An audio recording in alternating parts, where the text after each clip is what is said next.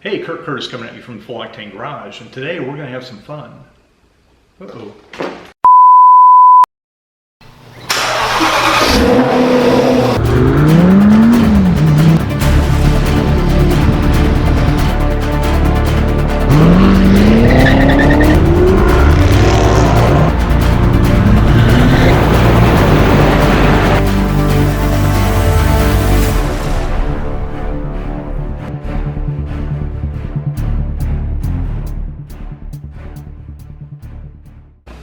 Hey there, Kurt Curtis coming in from the Full Octane Garage, and today our topic is going to be how we went about selecting our 911. It's probably about 9 months ago that a few of us were meeting for breakfast and we made a pact that we were going to go out and buy 911s. If you follow our channel, you notice that I'm a Corvette guy. I've had a lot of Corvettes, so they are my sports car. They've got the muscle, and that's really what I've been building and driving.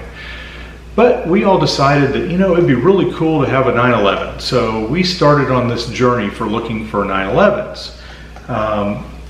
My partner in Full Octane, James, decided he took no time to go find his 911. Within a few weeks, by January, early January, mid-January, he had driven three 911s and a Boxster, I believe, and he locked down on a sub $20,000 2003, I believe, Porsche 996.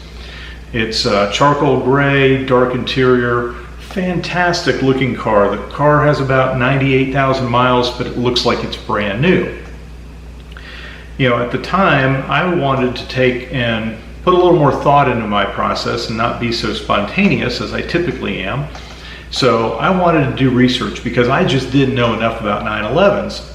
I really knew that I liked the 991s, which were the 2013 and aboves, and I really knew that I liked the oval headlights. I just still struggle with, though the car is a great value, it's a fantastic car, and there's not a whole lot of difference other than an interior and the headlights. I just can't get over the 996 headlights.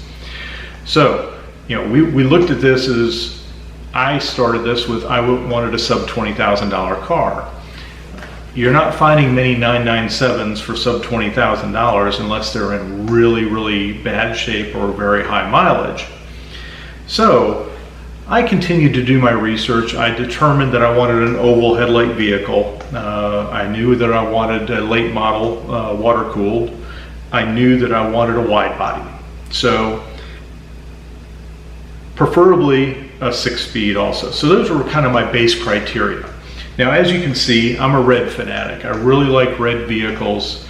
There aren't too many red Porsches available on the market. So back in June, we stopped by Cars and Coffee in our 2014 Corvette and parked next to this car. And this car had a for sale sign in it.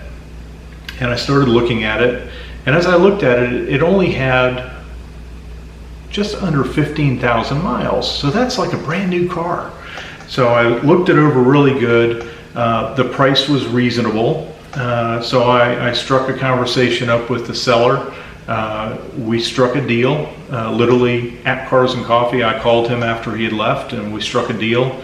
I was ready to go buy it that day. Unfortunately, his title was locked in a lockbox at the bank, so we had to wait till Monday. So here I am sitting Monday, mulling over this car that we just bought.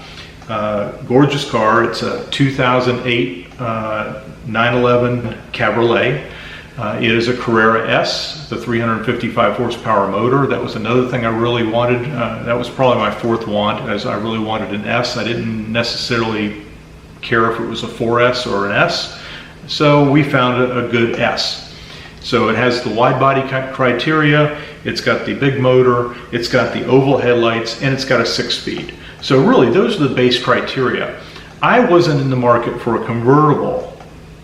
When this one came up, my wife was in the market for a convertible, so we got the convertible.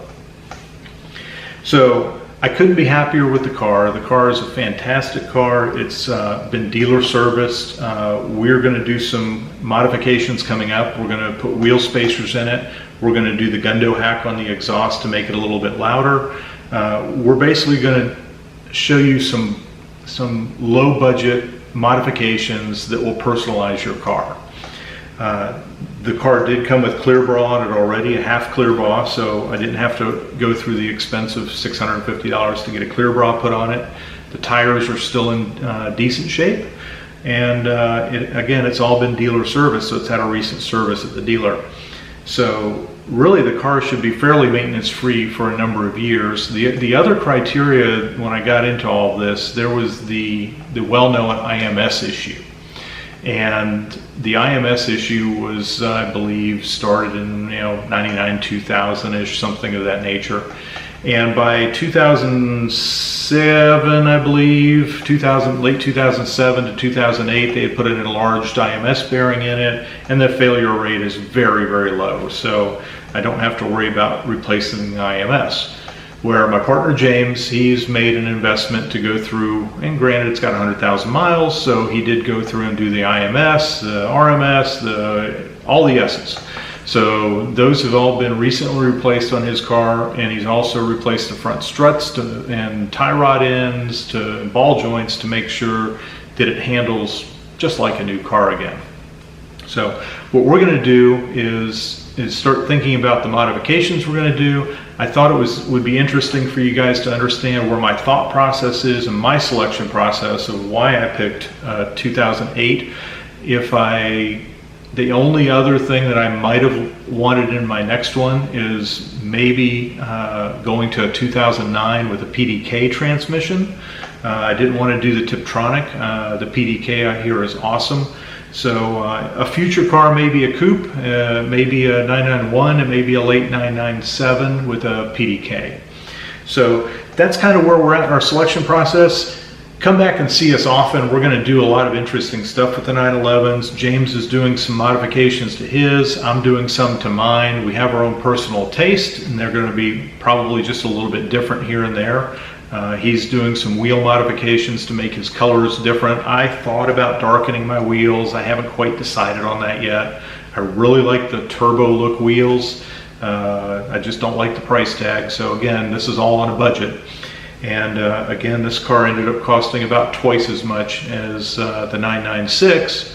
But I think in the long run, the value is going to be there from the low miles. It being a 997, it being a late 997.1 without very many IMS issues. So again, thanks for being with us. I look forward to spending more time, and I can't be more excited about doing some Porsche activities and also doing some Porsche modifications. Thanks for joining us today at the Full Octane Garage. We hope you enjoyed this episode. If you liked what you saw, please don't forget to leave a thumbs up. Also subscribe to our channel and like us on Facebook.